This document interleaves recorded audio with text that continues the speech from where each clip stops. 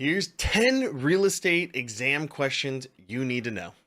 I'm here to help you pass your real estate exam and get your real estate license.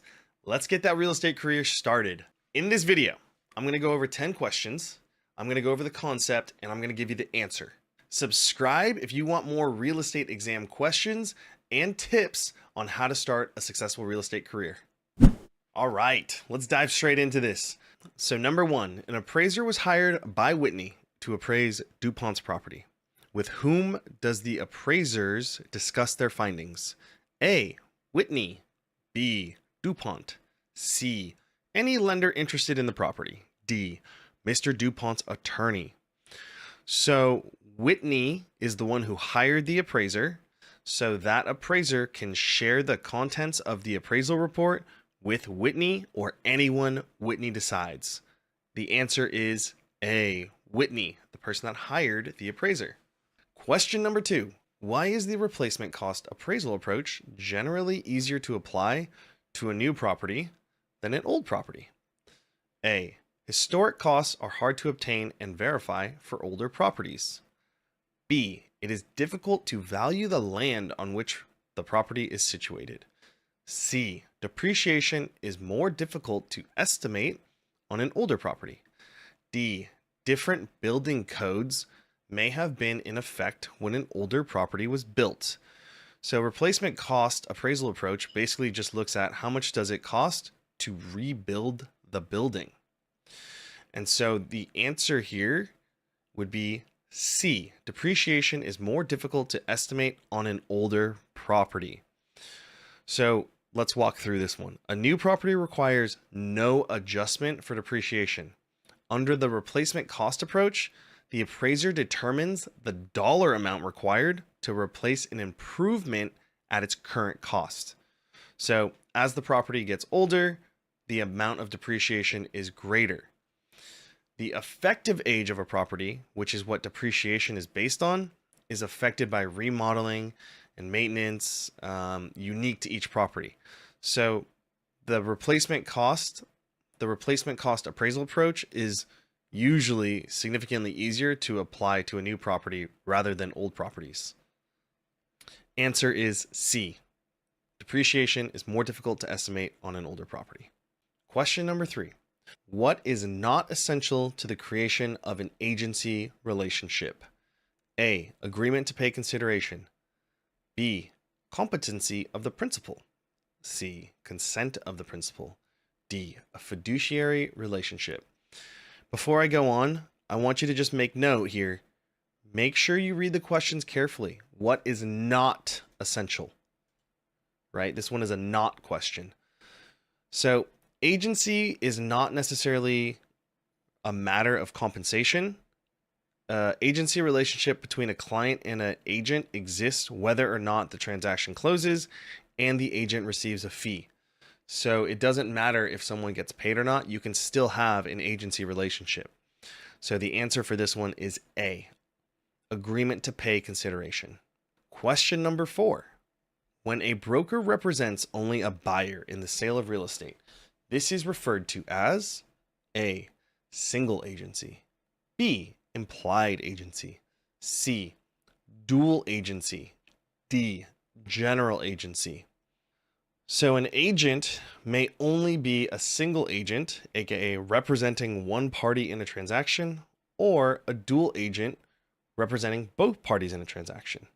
So if you just know the definition of dual agency or single agency, you can answer this question. The broker in this question represents only the buyer. So this would be a single agent. The answer is A. Question number five. The agency law disclosure does not need to be made to all parties in which of the following transactions? A, the sale of a commercial building. B, the sale of vacant land. C, the sale of a residence. D, lease agreements for less than a year.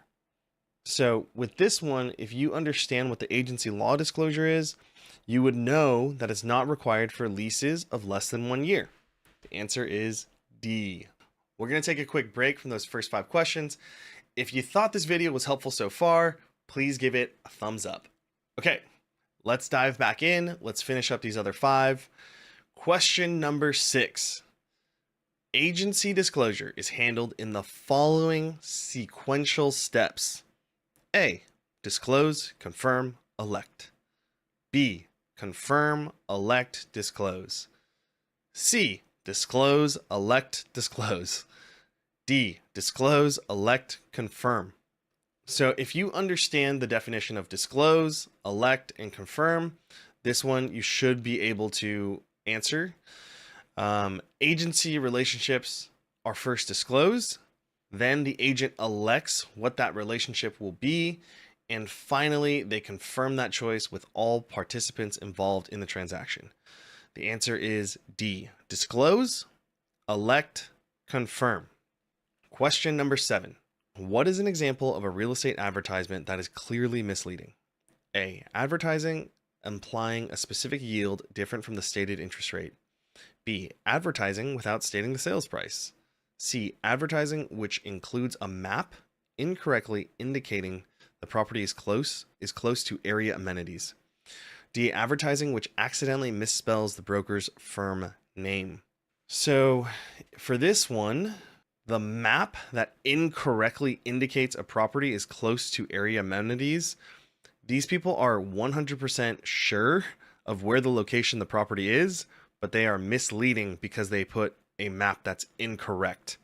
Maps in real estate advertisements that show close proximity to more desirable or favorable amenities, or potentially, greater distance from unfavorable amenities, is misleading. Question number 8. Which of the following deed provisions are enforceable? A. The property may not be sold to minorities. B. The property may not be used for religious purposes. C. The property may be occupied only by females. D. The property needs to remain with the grantor and their heirs in perpetuity. So deed restrictions cannot discriminate against minorities or females. Cannot have discrimination. However, a deed restriction can prohibit religious use of a property. So the answer here is B. The property may not be used for religious purposes. Question number 9.